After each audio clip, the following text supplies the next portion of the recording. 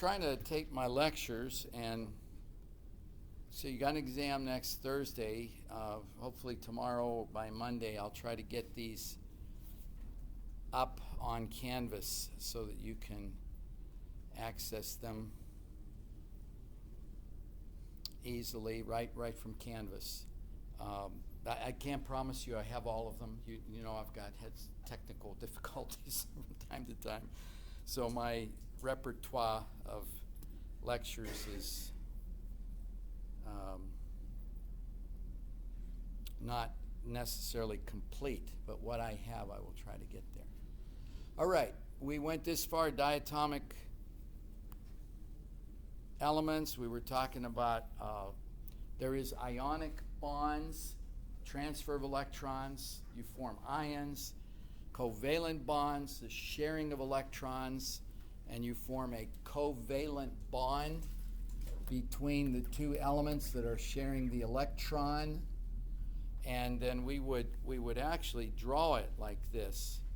We'd take those dots away and use a line as a covalent bond that represents two electrons. That right there is two electrons being shared between a carbon and a hydrogen atom.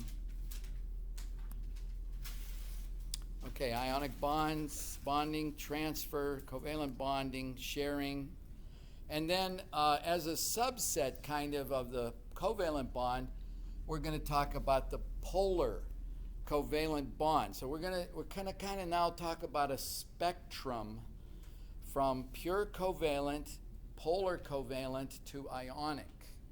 So polar is kind of right in the middle. It's sharing of electrons, but unequal sharing.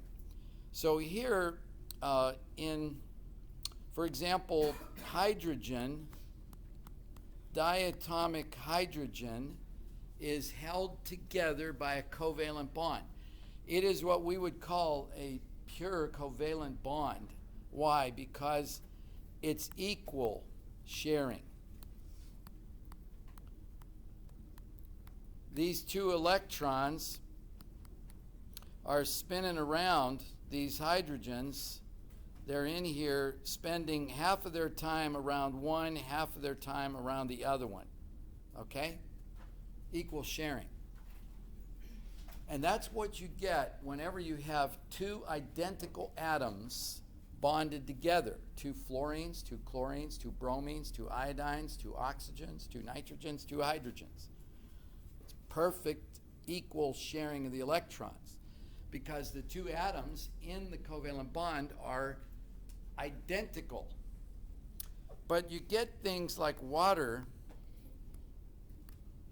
that is a H2O is a covalently bonded molecule. The hydrogen shares electrons with an oxygen, but not equally, because oxygen has a stronger attraction for the electrons than the hydrogen. Does not form an ion. It doesn't break apart as oxygen ions and hydrogen ions. It stays together as a molecule, but the electrons are spending more time around the oxygen and occasionally coming out here to the hydrogen, but spending more time around the oxygen. Because they're negative, this end of the bond looks like it's got a little bit of a negative character to it.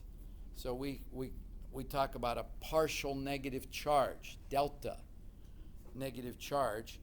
And when the electron isn't out here, what's sitting out here? Hydrogen nucleus, which is a proton, which is positive.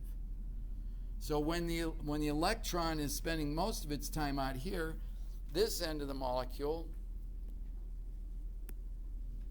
looks like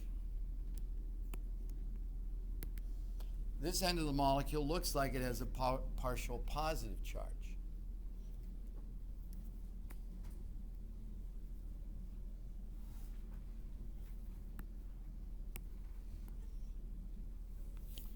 All right, so that's a polar covalent bond. All right, when my finger works and my pen doesn't work, usually tells me it's the battery.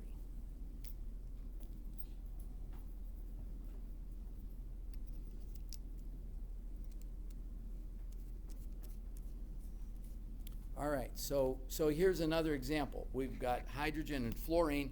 This is a very polar covalent bond. Hydrogen really likes, fluorine really likes electrons, and the hydrogen has a lower attraction for the electrons. So we start talking about something called electronegativity. This is just a relative scale that's trying to compare each of the elements to all the rest of them in terms of their ability to attract electrons. Polar covalent bond occurs between non-identical atoms. So we got a hydrogen, a fluorine, are non-identical.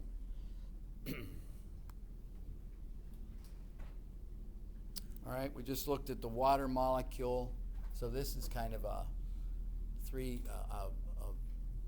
volume, looking at the volume that's made up. What volume is that? And that's where the electrons are most likely to be, because the only real substance in here is a proton, an oxygen nucleus, a proton, and then where are the electrons? They're buzzing around in here, spending most of their time here, and that is what determines the size of a atom or molecule, is where are the electrons. Okay, so here's electronegativity. What is your name? Austin. What? Austin. Austin, could you turn this light off, this front one, please? Thank you. Thanks, Austin. All right, so here is a layout of the periodic table, but this is not the normal information on it. Notice that we don't have the noble gases. Why? Because they don't attract or repel electrons. They don't get involved in chemical reactions, and the electronegativity is just there to give us an idea of what happens when two of these elements go together to form a compound. Okay, so kind of get a feel for the layout here. What's the highest number you see on that chart? 4, and where is it? It's up here. Okay, the upper right-hand corner has the highest electronegativity. The ability of an atom to attract electrons in a chemical bond. So fluorine has the strongest, the highest electronegativity. The best, the greatest ability to attract electrons. What's the lowest number? 0.7. And notice it's down here, completely opposite the fluorine. So this is high electronegativity. This is very low electronegativity. So oxygen and chlorine, well, oxygen is the next lowest, or next highest, 3.5. Nitrogen and chlorine, 3.0, 2.5, 2.1. You can see the high numbers are up in here. These are nonmetals, and remember, what do nonmetals do? They tend to do what with electrons? Gain electrons and form negative ions. Well, that makes sense. These are the elements that have the strongest attraction for electrons. That's what they tend to do when they form a compound. And what do metals tend to do? What's their tendency? Metals tend to lose electrons and form positive ions. That makes sense. These things don't gain. They don't attract electrons. They're trying to get rid of one. Fluorine is the most active metal on the periodic table. It has the greatest tendency to lose an electron. Fluorine is the most active nonmetal, has the strongest pull. Okay, so when we start looking at compounds, we're going to look at the difference in electronegativities between the two compounds. So, for example, here if you were to think of francium fluoride, all right? Now, so I can't hold that other chart up, so make sure you're looking at this. Turn over and look at this electronegativity chart. This is what you'll look at on an exam to answer these questions. And what we have along here is the difference in electronegativities. So fluorine is 4.0. Francium is 0.7. So you're seeing how I'm getting this number right here. And that is, fluorine has the highest, francium has the lowest. That's the biggest difference you're going to see between any two elements. Yes? Right? Can't see anything. You're not going to see a 3.4 because we've picked out the strongest metal, the strongest nonmetal, and that's the biggest electronegativity difference. And this is the most ionic compound you can imagine. All right, 0. When would you have a delta E of 0? When they're the same element. So hydrogen. It's got a 2.1 minus a 2.1 is 0. Any diatomic element would have a delta E of 0. Oxygen, nitrogen, chlorine, fluorine, bromine, iodine.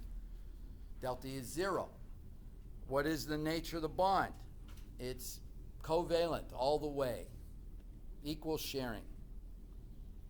Okay, now what we're going to do here, this whole up to a difference of 0.4, we are going to say is essentially a covalent bond. It's fairly equal sharing.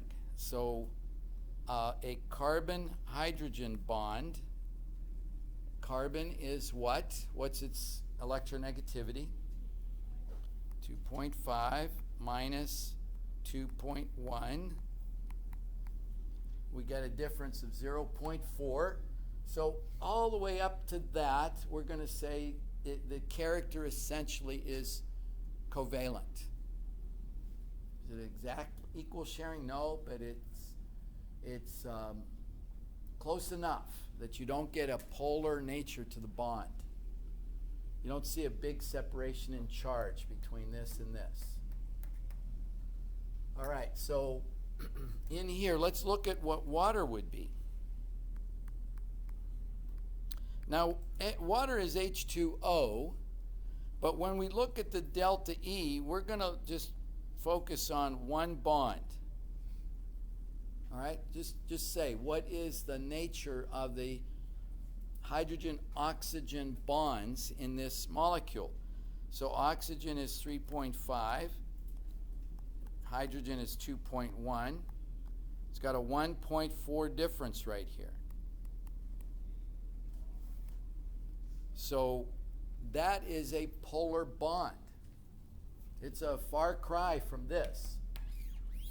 You know, it's a difference of 1.4. And so that's where you're getting this negative here, positive nature to that end of the bond. Yes? The other one is exactly the same. The other one has a difference of 1.4. So this is a polar bond. That is a polar bond. Yes? So would it be pulling towards the O or towards the H? Okay, which one has the highest electronegativity? O. All right, so the one with the highest electronegativity, ability to attract electrons, it's going to be pulling towards that atom. So it's pulling towards the oxygen. So would that one be considered the S minus? The S minus. I'm not sure what you're referring to. You'd have like the S minus and the S plus. It's like Oh, yeah, that's not an S. That's a Greek letter, delta. yeah, okay. Yeah, that would be the delta S negative, and this would be the delta plus. Okay. Yeah, it looks like an S. It's a Greek letter, delta. It's a lowercase Greek letter delta. I believe. I'm no Greek scholar, but yeah, it oftentimes looks like an S. So that's why I'm saying S. What are you talking about? Okay. Okay? Does that answer your question? All right. So you see how this is being laid out here? When it's greater than 1.9, we're going to say it's an ionic bond. So let's take, let's look at sodium oxide. Sodium oxide, and tell me what is the nature of a sodium oxygen bond.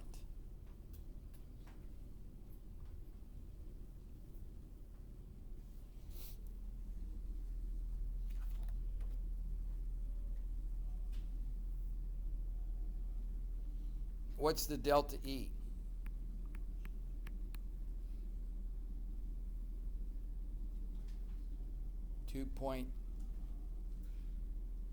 .6? Is that what it is?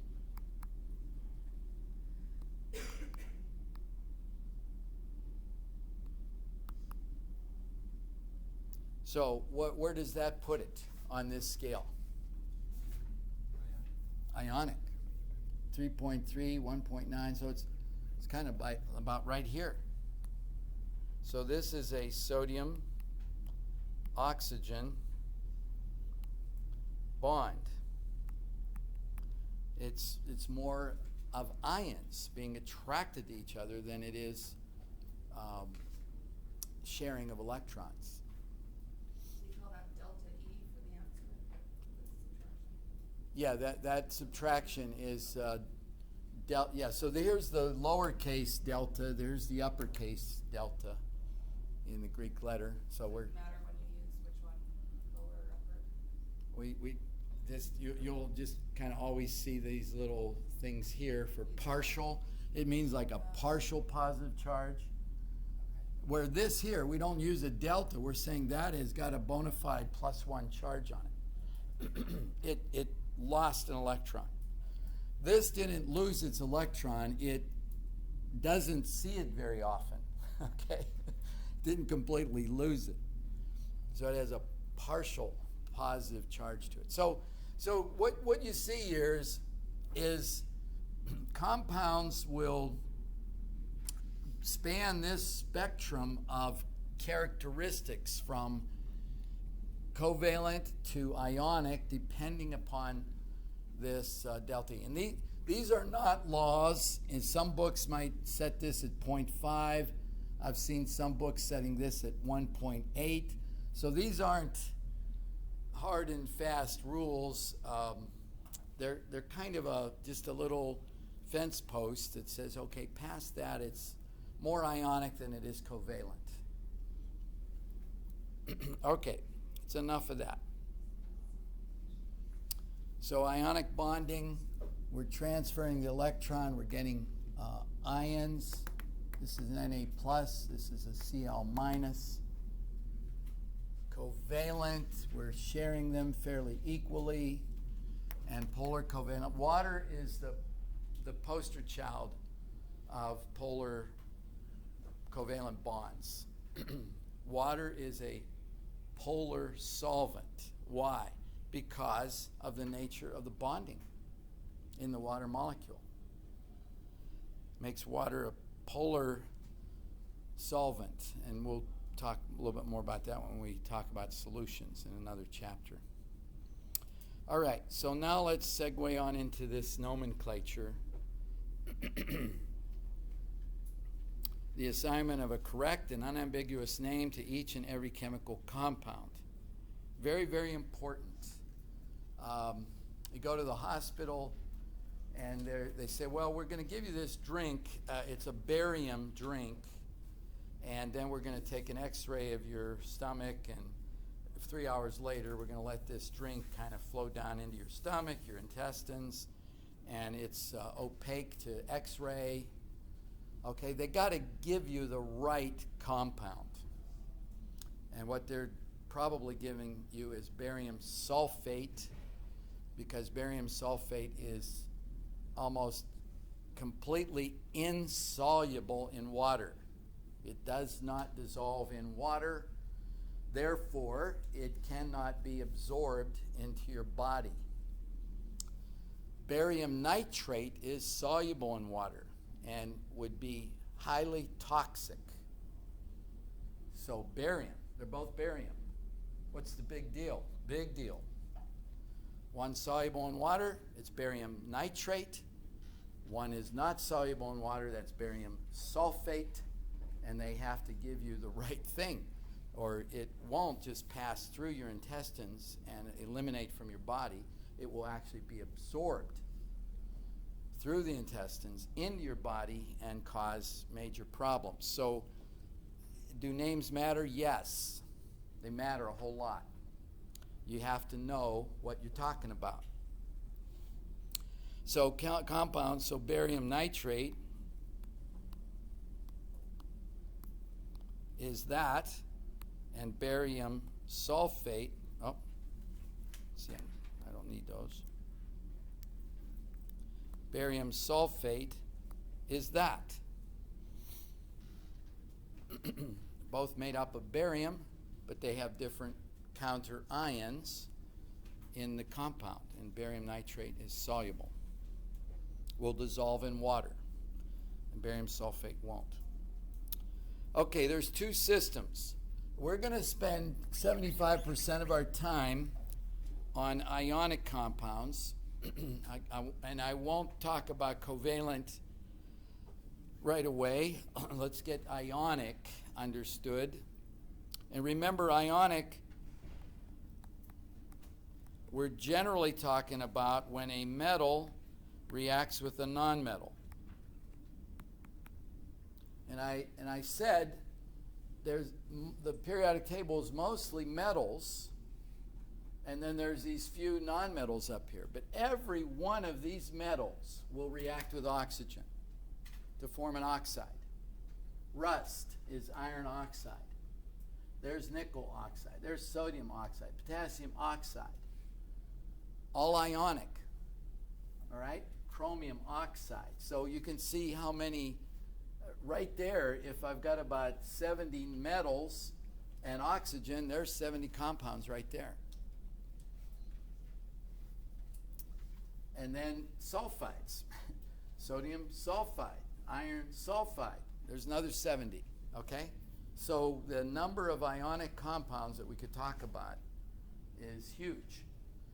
So sodium chloride, sodium fluoride, sodium bromide, sodium iodide. There's 4 more just with one sodium. All right, so that's what we want to concentrate on. And ionic compounds have a formula that represents the fundamental compound using chemical symbols and numerical subscripts. You can see what I've got there with barium nitrate and barium sulfate. The number of like atoms in the unit is shown by the use of a subscript. These are subscripts. This is a subscript. Presence of only one atom is understood when no subscript is present. I'm not putting a number after barium. The understood number here is 1. The understood number here is 1. And here is 4 oxygens. All right, so when there's no number, it's 1.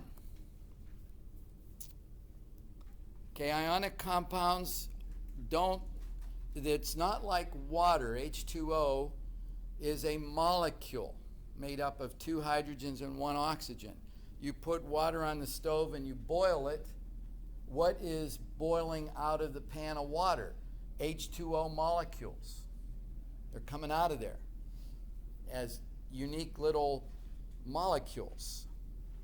And you can, when there's billions of them coming out of there, it's boiling vigorously. You can see the steam rising out of there. You're actually seeing the effect of these molecules coming out of there. But sodium chloride, for example, is not a molecule. It's a crystalline compound. And so it down at the atomic, if you start drilling down to the atomic level, of a really fine little crystal, you're never really going to get to just one of these and one of those. You're going to get to maybe 1 million of these and 1 million of those, but there will be a equal number of each. This +1 ion will have a corresponding -1 ion. This mosquito wants to learn some chemistry. I probably should withdraw him from the class, don't you think? All right, so these are ionic compounds. So we don't, so with water, this is a molecular formula. With sodium chloride, this is a formula that's telling us what is the simplest whole number ratio of sodiums to chlorines. And it's a 1-to-1 ratio, because there's an understood 1 there and there's an understood 1 there. NaCl, 1-to-1 ratio.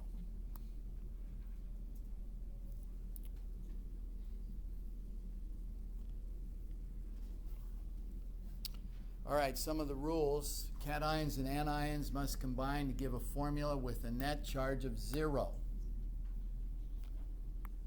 Na has got a plus, Cl has a minus, a +1 plus a -1 equals 0. That's what we're talking about.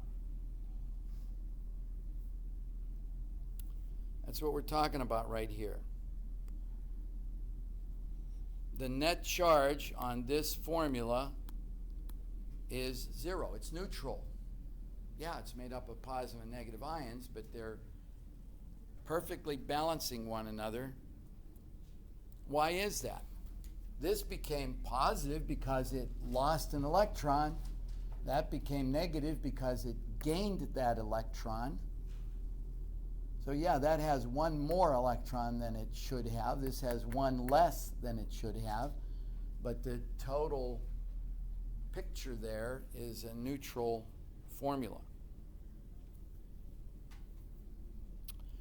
Barium chloride, BaCl2. I don't know why that is so small. This has a +2 charge on it. This has a -1 charge on it. We only have 1 barium. We have 2 chlorides that each have a -1 charge on them. So +2 plus -2 is 0. You see how that's working? So this overall thing is neutral. And that's what we'll see as we go ahead here. Predict the formulas for these. Let's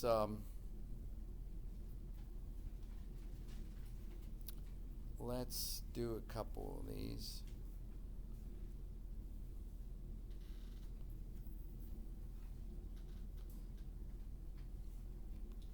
And here's a way to do this. Here's barium. Here's fluorine.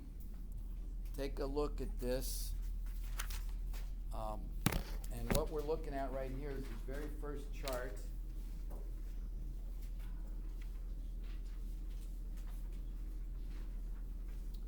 On this very first chart, on the far left, you have hydrogen, lithium, sodium, and potassium. Again, get real familiar with your periodic table. And what are we saying? Hydrogen, lithium, sodium, potassium have +1 charge. Rubidium, cesium, fluorine. We could take it right on down, that whole group 1. We did the electronic configurations, right, for lithium. Did we do that chart? Yeah, we did this on Tuesday. Remember, they ended up S1, S1, S1, S1, S1, S1, 7S1. All right, so now you understand now why they almost always form +1 ions, because they just want to lose 1 electron. They do that. These, you could, on your periodic table, just put a +1 above there. All of those form +1 ions. Group 2, these ended in S2. This was 2s2, 3s2, 4s2, 5, 6, 7s2. Those are the 2 electrons they want to lose. And when they lose those 2 electrons, they form a +2 charge.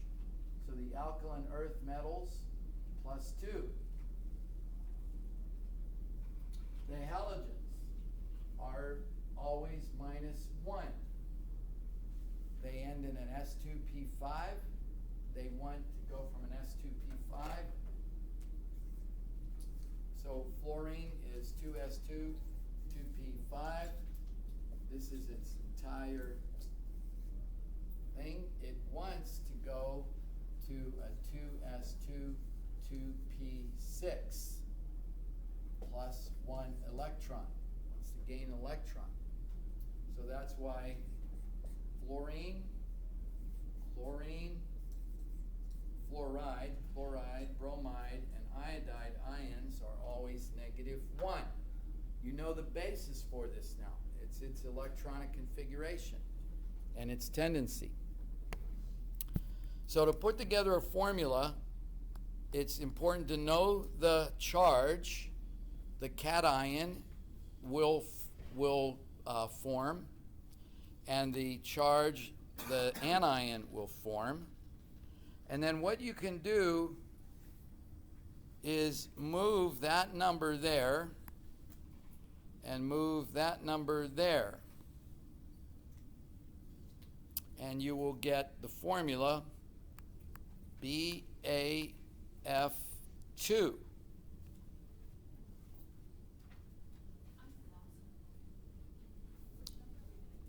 We're doing this one, number 3. I don't know why I started there, but I started there. Okay? So let's just prove to ourselves that that's neutral. This is a +2, this is a -1. So 2, not 2, 1.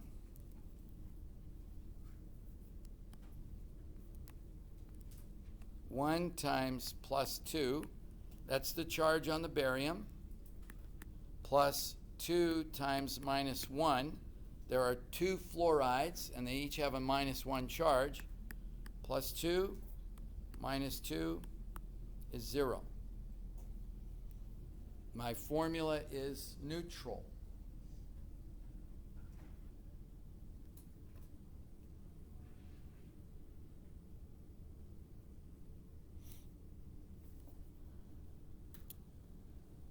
Okay, now work that out with aluminum. And look at your chart. Find out where aluminum is in the periodic table and what its charge is. Let's do aluminum oxide. You do it.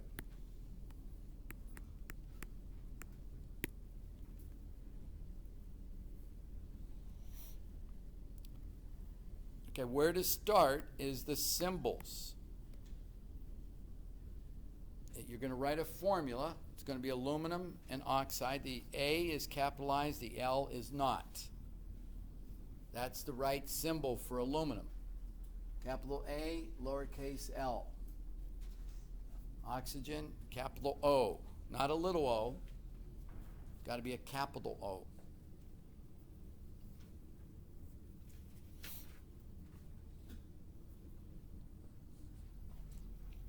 Let's see what you got.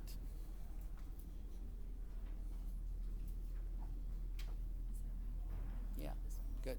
That's good. There you go. Yep. Okay, you're crossing those numbers. All right. Yeah. All right. Here's what I'm seeing a lot of, Al2O3. All right, this is a +3. Group through 3A. Now, you can't necessarily carry that all the way down through here. You can on group 1A and 2A. +1, +2. Here, you know, it gets a little froggy. You're down in here, you can get some other stuff going on. But this one is pretty predictable. +3 ion. The oxide ion, -2. So that 2, not the minus sign, just the absolute number there is going there, and this number is going there. 2 aluminums with a +3 charge on each one of them is +6. 3 oxygens with a -2 charge on each one of them is -6. And the overall charge on this thing is 0. It's neutral. The bottles of compounds that we have in the stockroom over here, aluminum oxide, sodium oxide, whatever it is, sodium chloride, sodium bromide, they're neutral. They have no net charge on them, so they're not running along the shelves being attracted to other bottles because one bottle's positive and the other one's negative. They're neutral. When we say metals tend to lose electrons, we don't mean they tend to fly off into space somewhere. The 6 electrons these aluminums lost were gained by these 3 oxygens. They're not lost anywhere. They got transferred. These 6 electrons got transferred. The 6 electrons in these 2 atoms got transferred to these 3 atoms and created 3 oxide ions. That's what happened.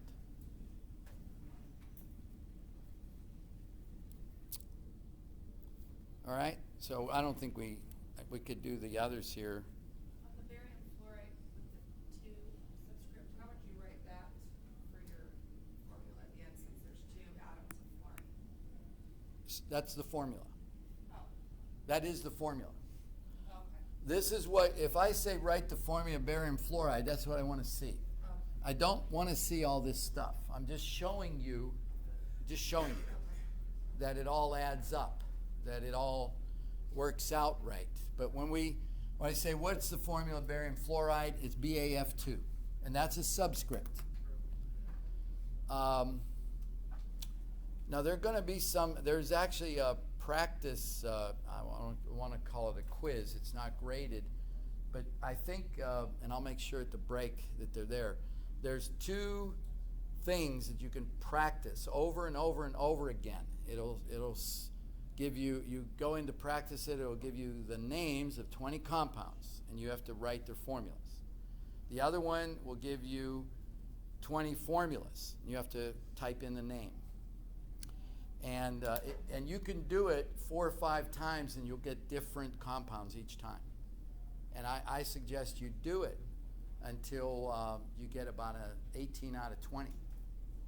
Then when you see those same kind of questions come up on exam 1, you'll say, I know how to handle these questions. All right, so you'll do it, and it'll say, oh, you only got 13 out of 20. You got 7 wrong. And so, okay, I'm going to do it again until I get that 13 up to 18 or 19. But when you do it on Canvas, it doesn't take those subscripts very well. So you will actually answer it like this. You just put a 2 next to it. But just know that when you look at a bottle of barium fluoride, that's what you're going to see. This is what you want to see. And then if I give you this on the Canvas thing, the way you should answer that is barium space fluoride, just 1 space, and lowercase. All right? If you capitalize barium, it'll probably say, you got it wrong. You know, it's not wrong, but this is the way the answers were formatted.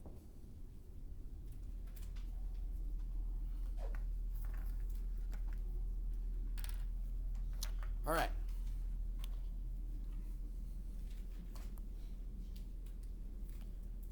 All right, this is piecing together the periodic table a little bit. You could actually go right down here with all the rest of them. Magnesium, calcium, well, this is strontium. You know, this is francium. All the way down. Silver is right in here. This is basically what's on that chart I gave you. Silver is right in here. It's in the transition metals. It's a well-behaved transition metal. Basically has one charge.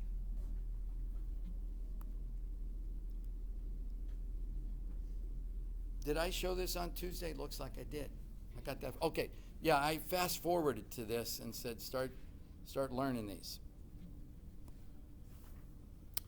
And there's how the names are put together. Any questions? This is the most straightforward part of it. The well-behaved metals with the well-behaved non-metals. Well-behaved meaning they have a predictable charge. Potassium is +1, fluorine is -1. That's pretty predictable. It's pretty much going to be that way all the time. Now we got to do two other situations.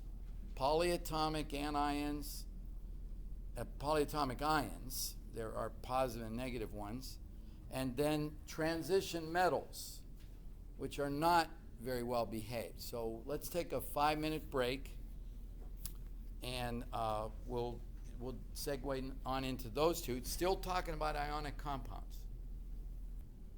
All right, so by tomorrow morning, I have to teach until about 1:30, and then I got some errands I got to run, but I'll try to get those in there later today or tomorrow morning. Okay, so let's segue on into the next part, which is the polyatomic ions. I think, yeah, here we go. Polyatomic ions, what are they? I started mentioning carbonate. Let's okay, the Edwards Aquifer. Water rains down on the hill country. It percolates down through limestone, which is calcium carbonate. So as the water trickles down through that limestone, it dissolves as much calcium carbonate as will possibly dissolve in water. It's just going through there all the time, which isn't a lot. It's about 150 parts per million. But this is, the calcium is what makes San Antonio water hard. It's calcium carbonate. That's the compound that's being dissolved in the water. So what is carbonate? Carbonate is a polyatomic, meaning more than one atom, anion. It's a carbon and 3 oxygens all bound together in a neat tiny little package called carbonate ions that has a -2 charge. So in that sense, it's like oxide that has a -2 charge. It's a -2 charged ion. But we call it a polyatomic ion because it's got a negative charge, -2 charge. It's a polyatomic anion. And there it is on the chart right there. So on Tuesday, I encouraged you to start getting familiar with this. Maybe even make 3x5 cards with this name on one side and that formula and that charge. You need to know the formula and the charge. Carbonate is always a -2 ion. Bicarbonate is an HCO3 -1 charge. This is floating around in your bloodstream. This is one way that your body eliminates carbon dioxide. We exhale it from our lungs, but it also dissolves in our bloodstream and goes through the kidneys and the bladder, and we eliminate it as sodium bicarbonate, potassium bicarbonate. It's one way of getting rid of CO2 in the body through this bicarbonate, and it's always going to have some positive ion with it. All right, so these are the ones I want you to know by name and memorize. You know, phosphates. You've heard these things you've heard of them. that our phosphate detergents are going into the water stream and causing algae to grow, and it's polluting the environment. Phosphates, cyanide, you probably know, is poisonous, very toxic.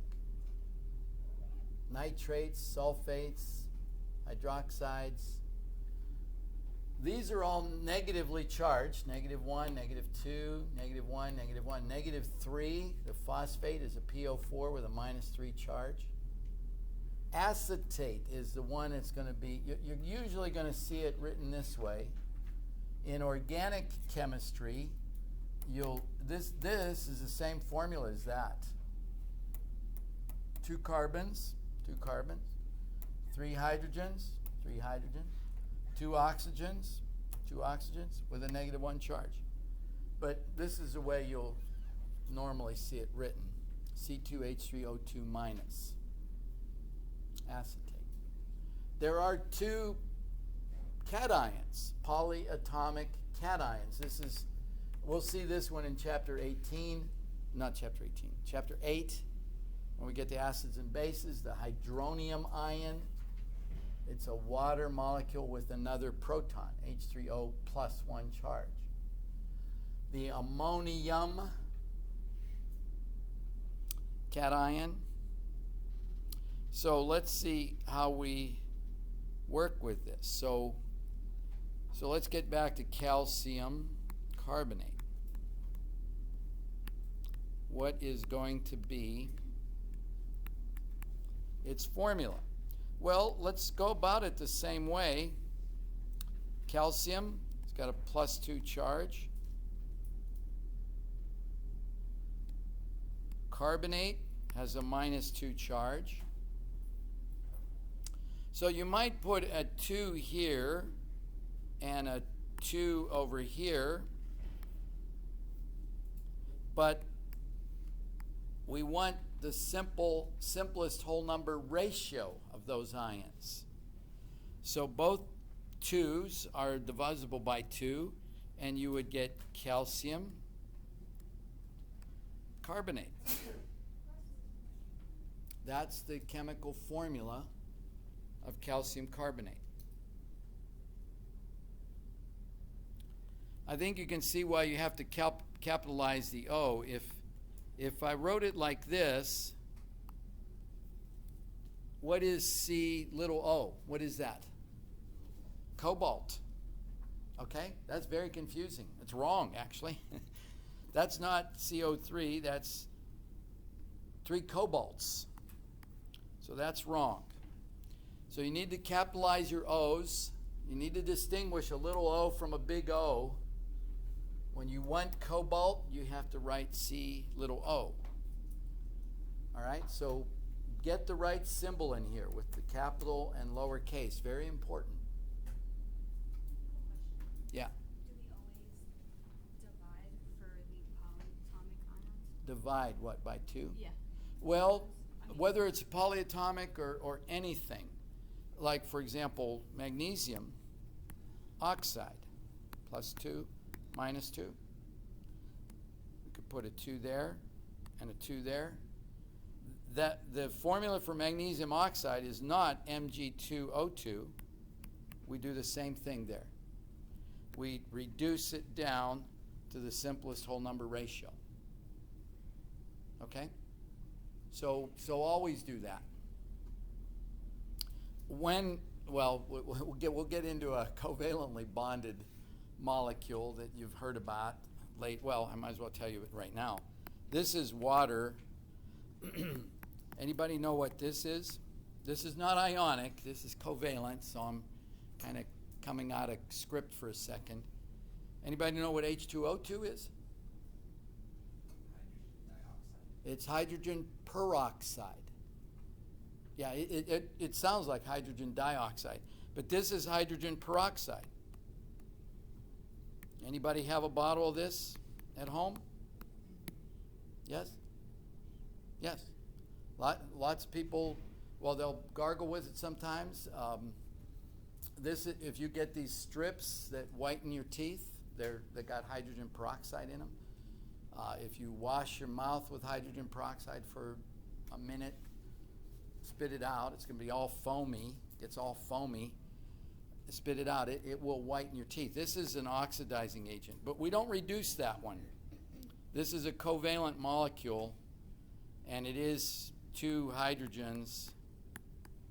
It's this sort of thing. It's not the stable form of hydrogen and oxygen. The most stable form is water. This is a reactive form of hydrogen and oxygen. It's an oxidizing agent. So you don't swallow it, okay? Your body doesn't particularly like hydrogen peroxide.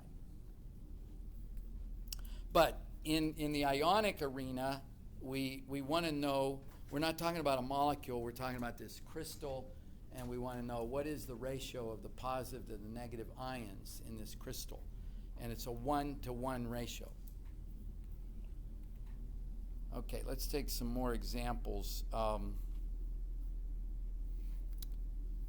don't know if I need to get a new slide. I guess I can just keep scrolling all over this place. This is kind of neat. I like it. So let me write a few names here, and you try to write the formulas. Try ammonium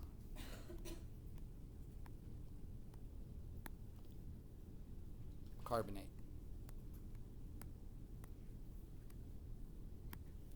And try aluminum phosphate.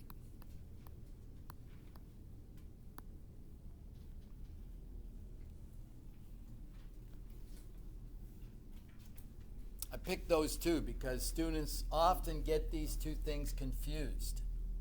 This is aluminum. This is a polyatomic cation, the ammonium cation. They sound similar, they got some closer spelling to one another, but they are very different.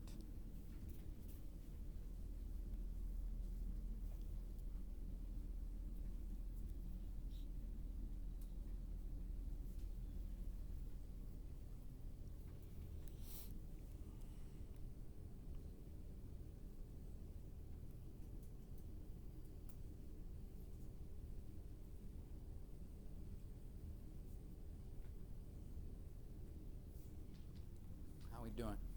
Now you're going to need parentheses somewhere here. Carbon -4. Carbonate. That's carbonate. Oh, okay. Okay? It's not carbon. It's carbonate.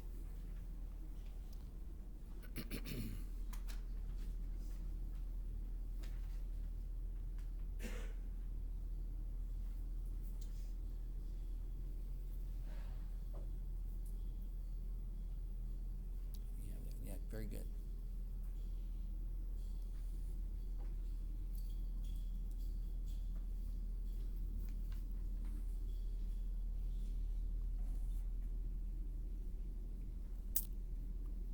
Okay, ammonium is NH4. It has a +1 charge. Now I get it up above there out of the way because I want to try to piece this thing together. And carbonate is what we've been working with as a -2 charge. So if I just cross the numbers, I'm going to want a 2 here, and I'm going to want a 1 over here. I don't need to write the 1. But when I put a 2 here,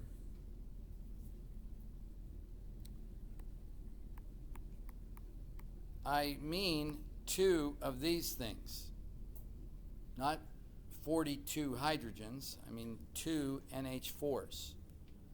So I put that in parentheses, and I only need 1 of these.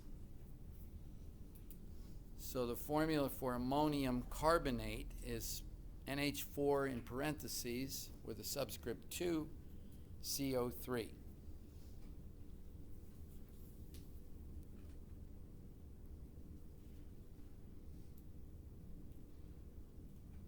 All right, before I go on to aluminum phosphate, I'll come to aluminum phosphate.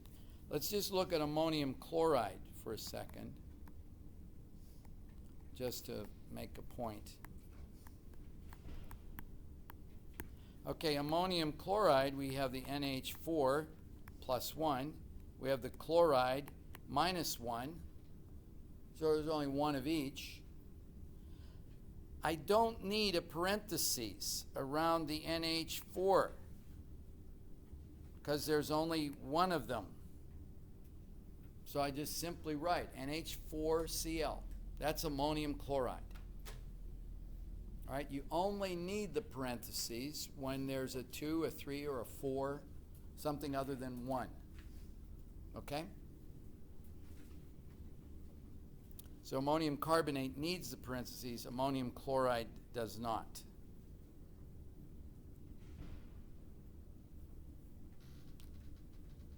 Okay, aluminum phosphate. Remember, here's where you start. You write the formula, you write the symbols for those entities. There's the aluminum, it's just Al. It's got a +3 charge. Phosphate has what kind of charge? What's the charge on phosphate? -3. All right? So we could put a 3 and a 3, or those would reduce down to 1 to 1. So it's AlPO4. That's aluminum phosphate.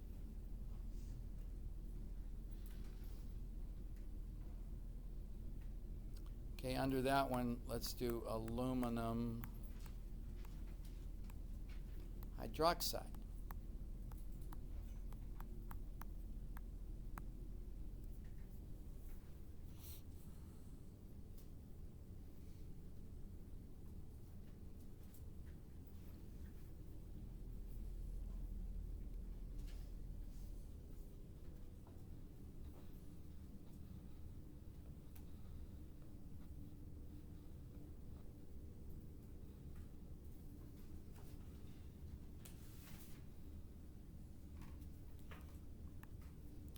AlOH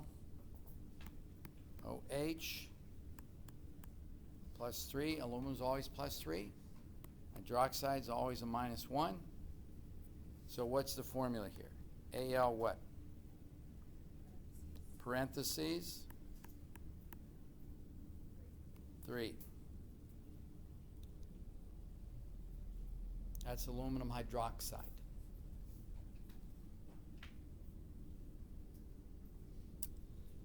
All right.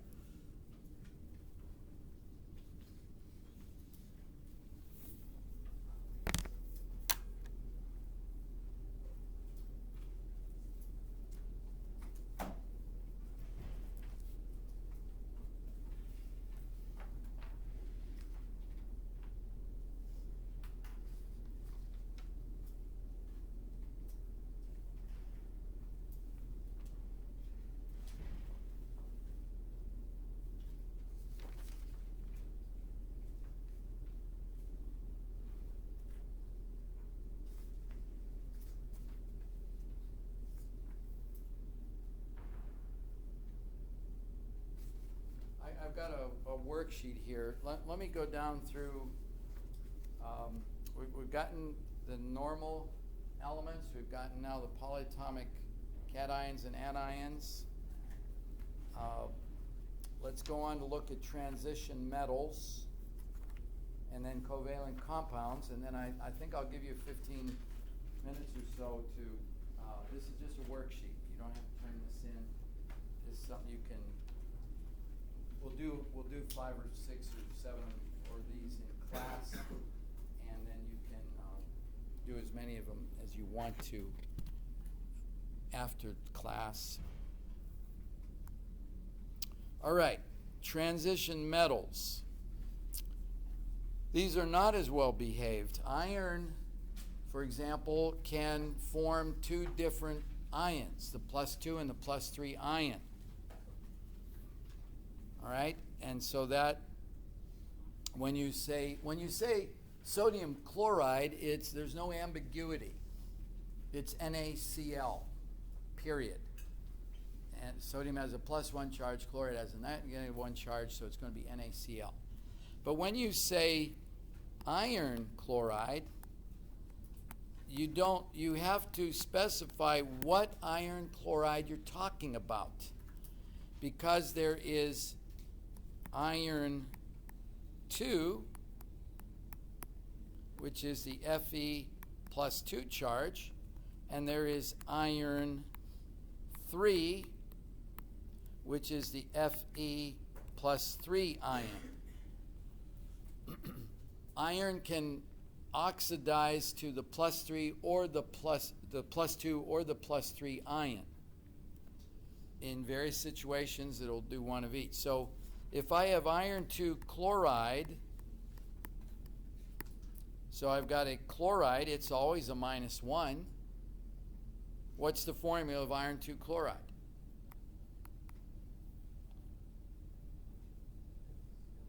FeCl2. We're going to bring this 2 right there. And if I have iron 3 chloride, what is the formula of, this is plus 3, this is still -1. So the formula is what? FeCl3. I can actually go across the hall here and get those 2 bottles of different compounds. Iron 2 chloride, iron 3 chloride. All right, so the transition metals, like I said, silver is well behaved. It's almost always a +1 charge, even though it's a transition metal. But copper, iron comes in +2, +3 varieties. Copper comes in +1 and +2 varieties. Tin, it's not even a transition metal, but it's down over here. And lead, this comes in a +2 and a +4 variety. But notice that the Roman numeral is telling you, it is not telling you what number to put after the iron. It's telling you what the charge is on that. So let's just go right below here. I'll try to keep those visible, kind of visible. And let's just look at iron 2 oxide and iron 3 oxide. What I want to make the point here is that that Roman numeral is not necessarily a number that's going to show up with the iron. Okay, so let's look at iron 2 oxide. Iron, what does the 2 say? It says that has a +2 charge on it. What's the charge on the oxide ion?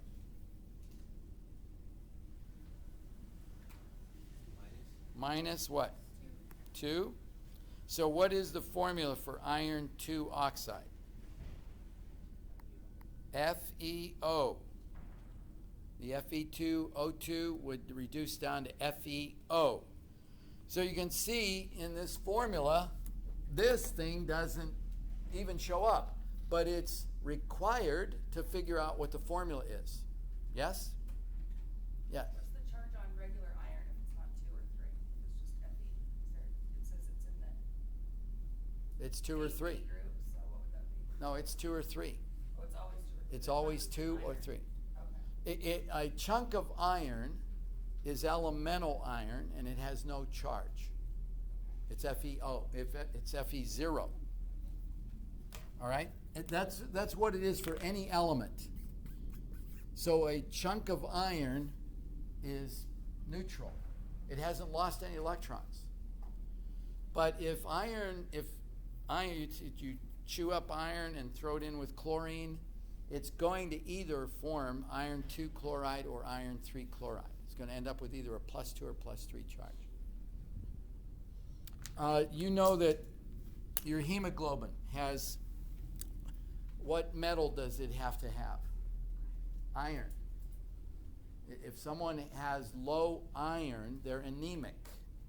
They can have all the hemoglobin they want, but they're lacking the iron atom in there. And that iron is delicately held there in the +2 oxidation state. It's an iron 2 ion. And that is what carries the oxygen to the cells of your body. It's embedded in a very elegant protein called hemoglobin. So it's not just iron that's carrying that oxygen. It's needs that huge protein molecule that is holding the iron just right, so it will hold an oxygen atom just right, but it's in the +2 oxidation state.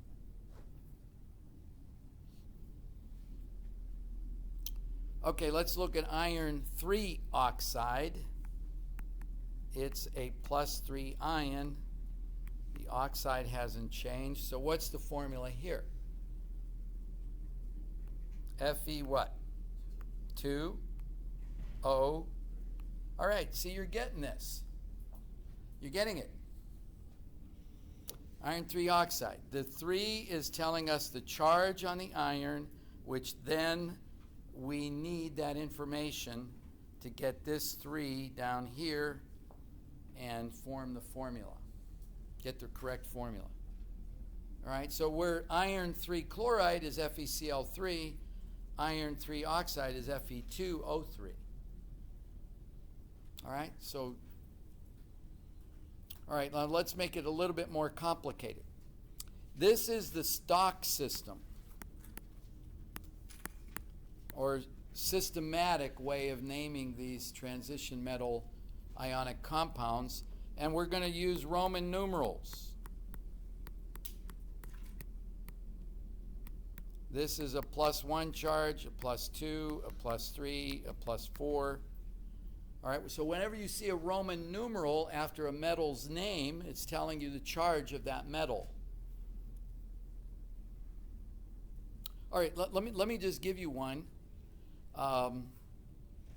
that you don't know what it does. So let's take tin 4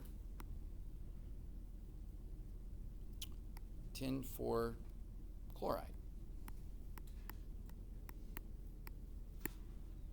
All right, just out of the blue. You said, well, you didn't tell me anything about tin. Well, I have told you something about it right now. I've told you the charge on the tin ion in this compound. And what is that charge? 4. And what is the symbol for tin? Look at your periodic table. Find tin.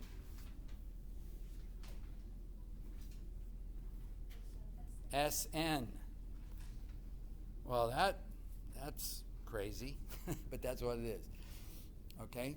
Stannous.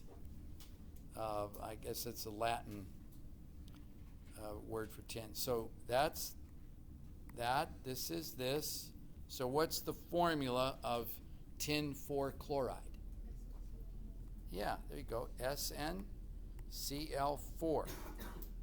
So armed just now with what you know, that a Roman numeral is a charge, you can come across an element that you haven't heard anything about before, and if it has a Roman numeral after it, and there's something else, the anion is something you do know, like chloride or nitrate or hydroxide or cyanide, any of those, you could actually piece the formula together by knowing this.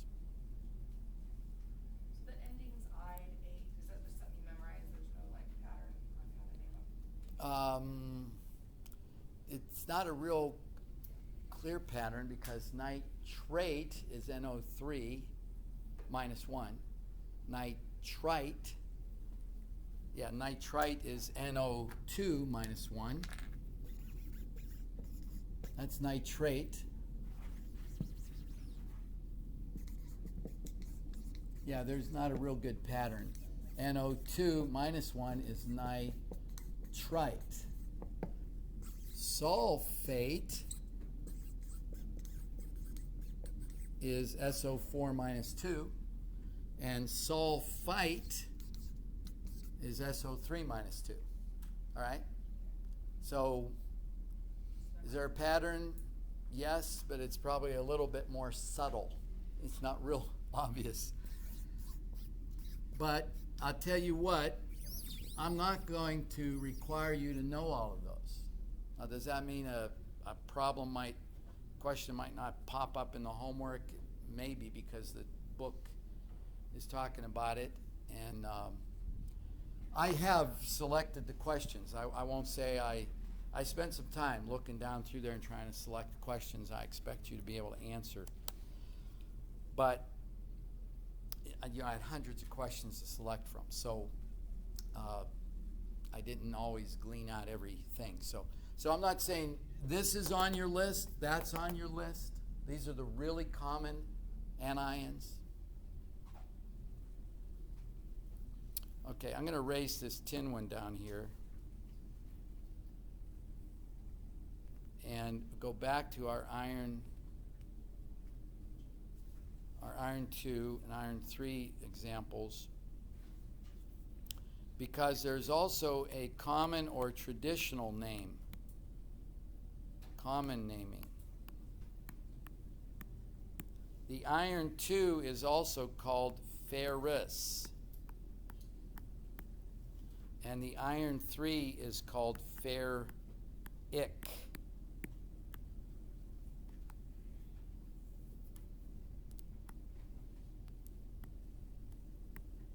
Okay? OUS ending, IC ending. The OUS ending is the +2. The IC is the +3. So, going back to iron chloride, there's also ferrous chloride, which is iron 2 chloride. That's the stock name. Ferrous chloride is the common name, and its formula is FeCl2. And then ferric chloride is the same as iron 3 chloride,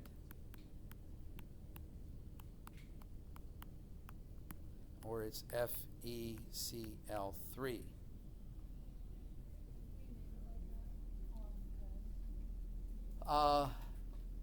Now you might see a question that says write the formula for ferric nitrate or ferric chloride.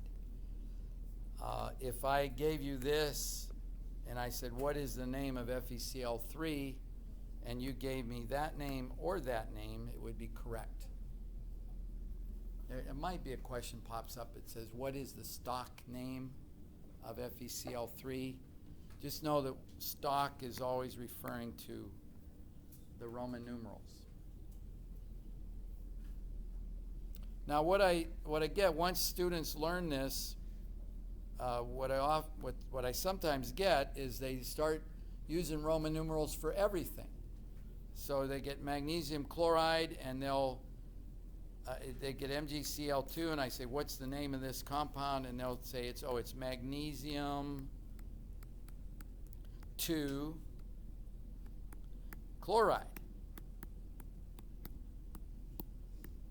You don't need that. Why? The elements that are well behaved, that don't have two options, don't use the stock system. We only use the stock system when it's something like iron or cobalt or nickel or tin or lead that can form two different charged ions. It's the only time we use the stock system. All right, let's go on to this. So, well, add tin down in here. I took tin off of there, but you should know that there's the next slide has it. Ah, beautiful. All right, so those three memorize: iron, copper, and tin. And then if I come along and say chromium 6 chloride, you'd know what to do with it. Even though you didn't memorize it, you know that the Roman numeral 6 means it's got a +6 charge. So, but memorize these three metals and their stock and common names. And Rochelle, you might ask, what is the pattern here? Does OUS mean +2? No. What OUS means is the lower charge for that particular metal. and ick means the higher. Cuprous is not a +2 copper, it's a +1, but that's the lower charge for copper, and cupric is +2. What is that? That's the higher charge for copper. Follow that? So us is always the lower number, ick is always the positive, but you need to know that iron comes in a +2 variety, a +3, copper comes in a +1, a +2, and tin comes in a +2, a +4. So this is the us and this is the ick.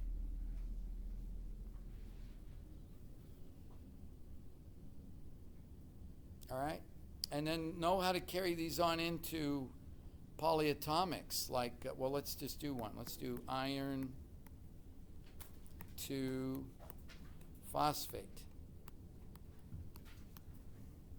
Write the formula for iron to phosphate.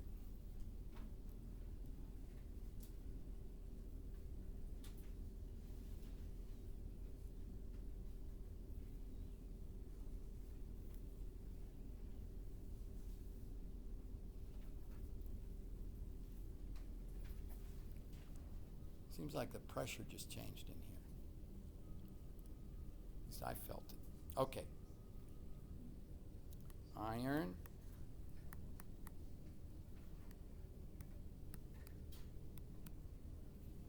So how do you write the formula for iron 2 phosphate? 3. Then what? Parentheses. Then what? 2.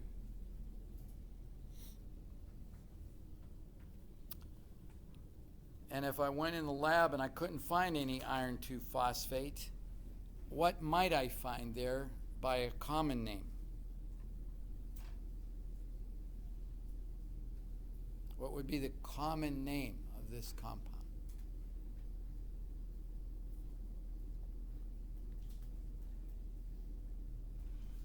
Fair something. Ferrous. Ferrous. The lower charged one right here. So this would also be called ferrous phosphate. And that is why you do need to know some of these common names, because sometimes the manufacturer will ship it to us as we'll order iron 2 phosphate and they'll ship, it's labeled ferrous phosphate.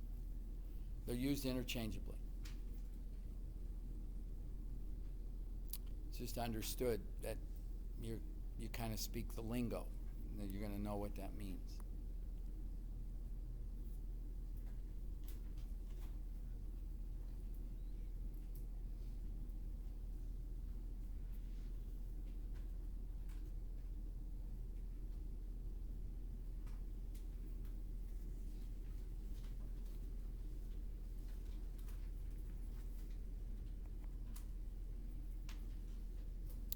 Okay, 5 different people. Number 1, what would someone call that? Jordan? Ammonium chloride.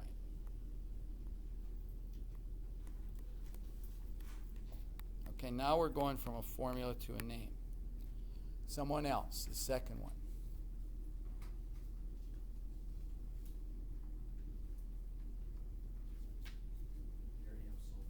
Barium sulfate.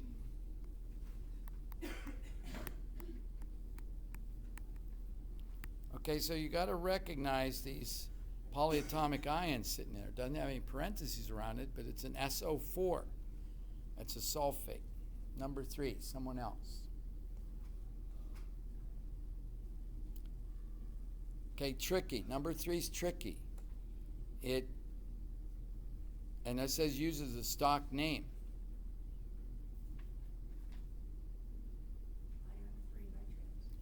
Iron 3 nitrate. Now, Rochelle is getting that because she knows that a nitrate has a -1 charge. Well, and she's also getting that because she's moving that 3 back up there in reverse. Saying, okay, that iron has got a +3 charge. That goes along with the nitrate having a -1, so it's iron 3 nitrate. Okay, number 4 has also got a stock name. Fourth person. Someone else.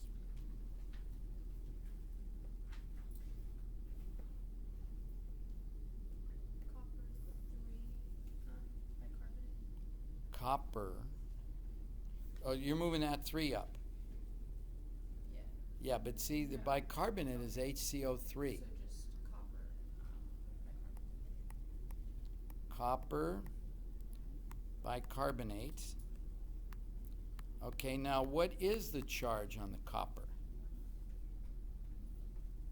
What would the charge on the copper be?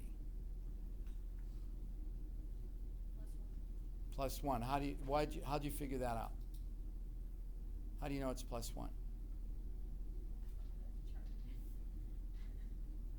Well, what's the charge on the bicarbonate?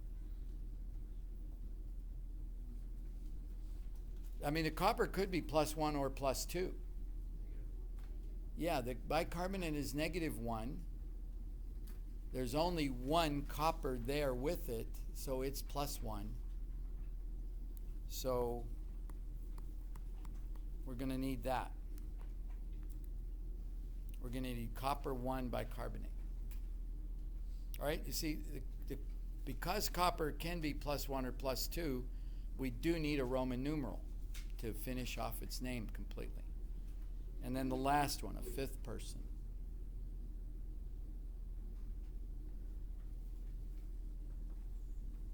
Calcium hydroxide.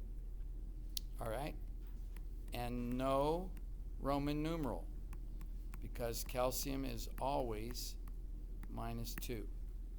+2, excuse me. It's always +2. All right, you see how that works? So when you have a transition metal that has 2 different charges, then you need a Roman numeral in the name, or use the common name, the ferrous or ferric. But the calciums, the sodiums, the magnesiums, the bariums, the ammoniums, you don't need Roman numerals. Okay. All right. Let me get to, there's some more practice. Okay, let's finish this off now. I said we'll spend 75% of the time talking about ionic compounds. Everything we've said so far has to do with ionic compounds, whether they be a sodium with a chloride or whether they be a calcium with a carbonate or an aluminum with a carbonate. We're roughly in the area of ions coming together. But now let's talk about covalent compounds, or on this worksheet you'll see it referring to molecular compounds. Not crystals, not solid crystals, but molecular things. And you're familiar with some molecular things. These are molecules. Carbon dioxide is a molecule that we exhale in our breath after metabolizing oxygen, and it gets oxidized down to carbon dioxide. We exhale that as a discrete molecule. And there's others. There's probably more ionic compounds than there are covalent, unless you get into organic chemistry. When you get into organic chemistry, just millions and millions of compounds, and they're covalently bonded together. So it's maybe a toss-up. There's just as many as each of these. But in terms of tiny little covalent molecules, they tend to be a nonmetal plus a nonmetal.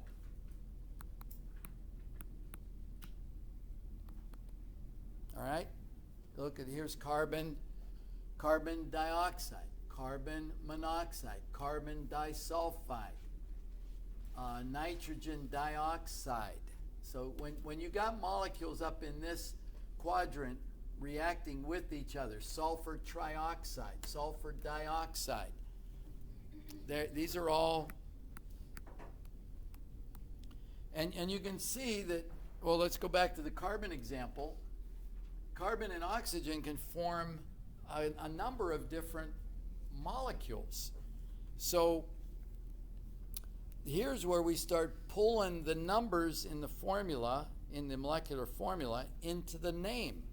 So CO2 is carbon dioxide.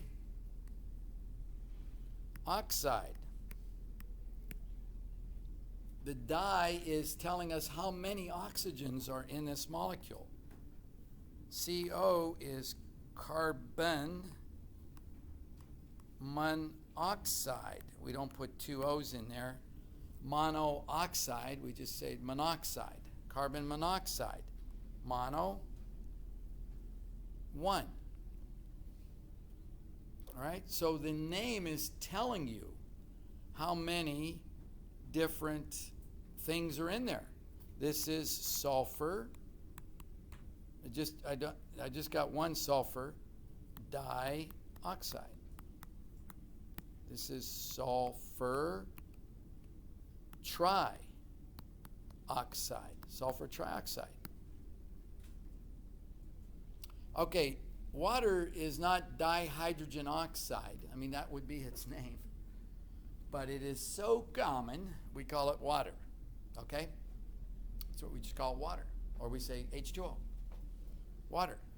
But in the covalent nomenclature, technically it's dihydrogen oxide. All right, so you have these prefixes. Mono means one, di, tri, tetra is 4, penta is 5, hexa. These are covalent molecules. Just went over that one. Carbon monoxide, carbon dioxide. Silicon what? Silicon dioxide. Okay, let's look at this one. We got one where we have 2 nitrogens and 5 oxygens. So what should we call that? Dinitrogen. Now what? Pentoxide. Dinitrogen pentoxide. This one right here. All right, so there's our di, there's our 5, penta. Number 3, there's only one carbon, so we'll just say carbon. How many chlorides? What's the prefix? Tetra.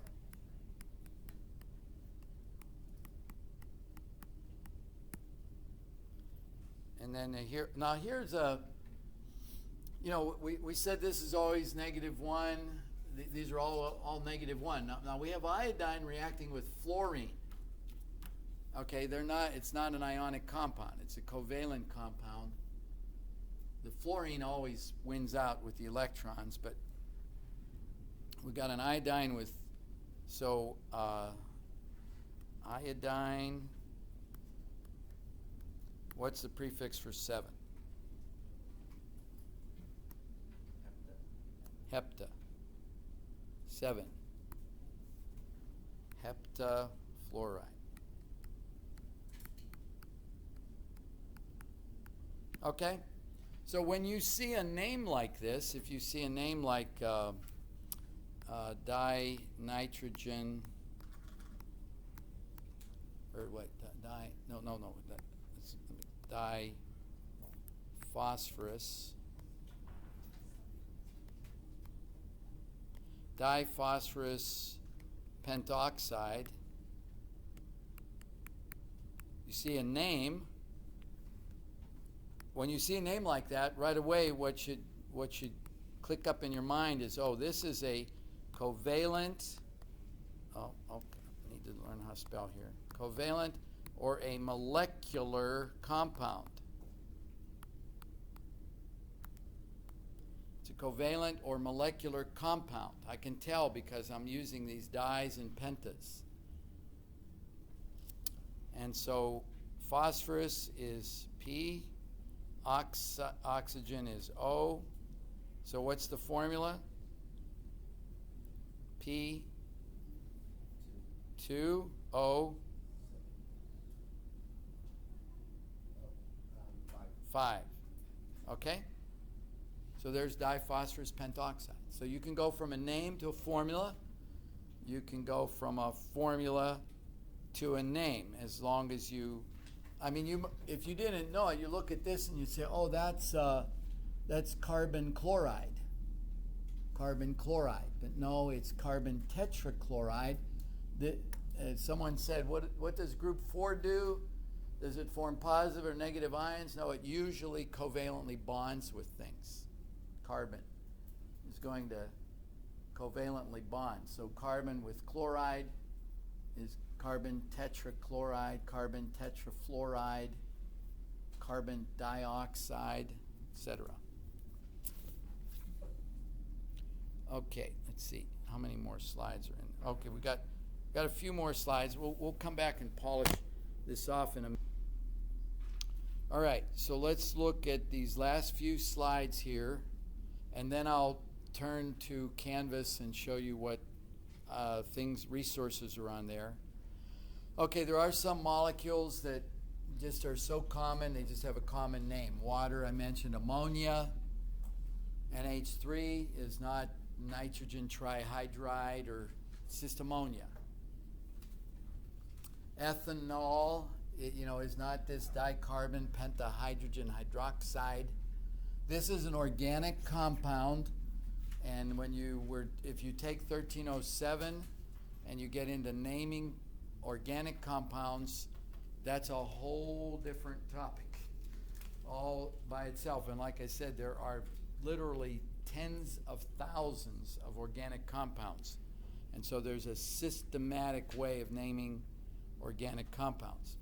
This is not in it. Well, it kind of is, yeah. Ethanol. Glucose is just a common name. C6H12O6 is glucose. So you'll trip across molecules like that. And then when you get into pharmaceuticals, you take a drug, a lidocaine or Levaquin or whatever, and you say, well, what is that chemically? And you find out it's a very complex molecule. And they have just given it a name. They've just named it Levaquin or lidocaine or something like that. Okay, just a little bit about the difference in properties of ionic and covalent compounds. And a really good example here is something that's on most people's tables at home: salt and sugar. Now sugar is C12H22O11, I think, something like that. This is table sugar. This is a covalent. So sugar is a covalent. They're both white crystals. Oh, there's salt in the salt shaker. There's sugar in the sugar bowl, white crystals. This is ionic. They're both soluble in water. Take a teaspoon of salt, put it in the water, salty. Take a teaspoon of sugar, put it in the water, it dissolves, it disappears, it's sweet. But where's the difference? Well, if you put the sodium chloride in a pan on the stove and heat it up, it'll get real hot. And it'll sit there and look white and remain sodium chloride. Nothing happens to it. If you take the sugar from the sugar bowl and put it in the pan and put it on the stove, it starts smoking, it turns black, and you have to throw the pan away, almost, because you can't hardly clean it. If you do that, it decomposes. So what does that show us? Ionic compounds generally are very stable compounds. This isn't always the case, but sodium chloride is an example of that. You can heat it up, it doesn't react with oxygen. It's pretty comfortable as sodium chloride. It doesn't boil off as sodium chloride molecules. It just gets hot. You would have to get it up. Your stove can't melt it. You could melt it at like 1500 degrees centigrade or something, extremely high temperature. Eventually it would melt. And covalent compounds, you heat them up and they'll start decomposing. They're sharing electrons, but they will react with oxygen and decompose. All right, so ionic compounds,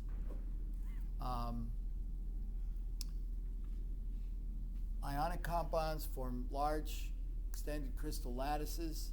They're solids at room temperature. Covalent, more loosely held together. So the ionic will have very high melting points, and they,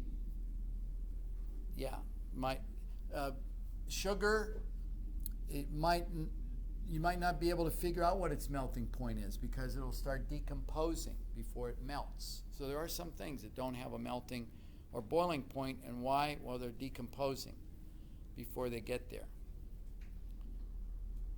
So ionic, much higher melting points and boiling points than covalent.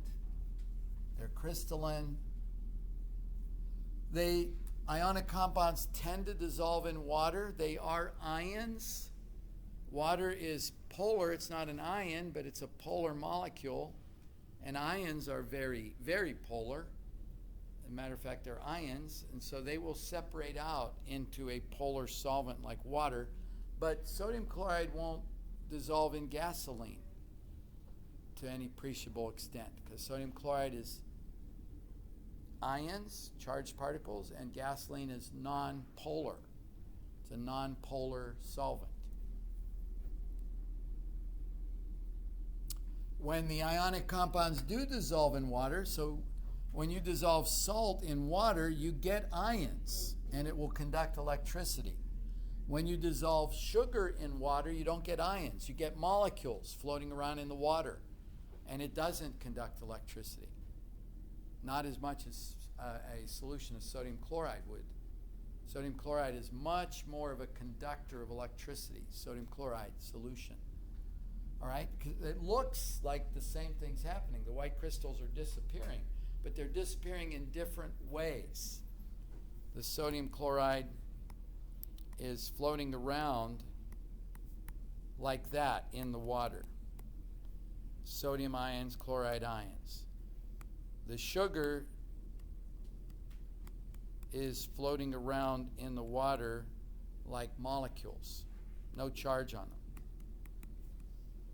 So no electrical current.